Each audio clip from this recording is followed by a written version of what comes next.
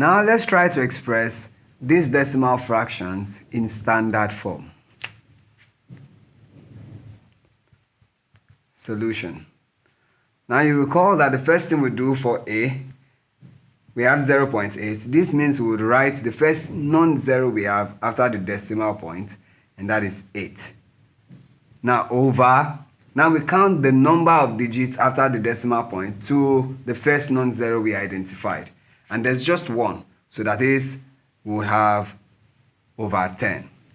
This can then be written as 8 multiplied by, now writing this as the negative index will mean that we have 10 raised to the power of minus 1. Therefore, 0.8 equals 8 times 10 raised to the power minus 1. Now to B. Question B, we have 0.302. So to write this in standard form, we identify the first non-zero from the left, and that is 3.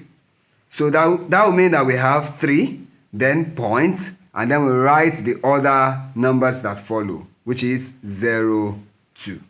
Then we divide this by, now we write 1, and then count the number of digits till we get to the first non-zero we identified.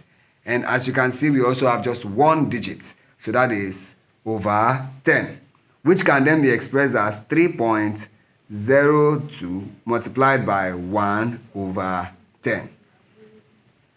Now we have to write this as a negative index following the law of indices.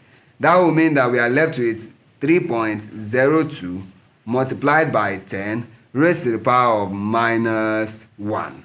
And that is how we write a number from its decimal fraction form to standard form. Thank you.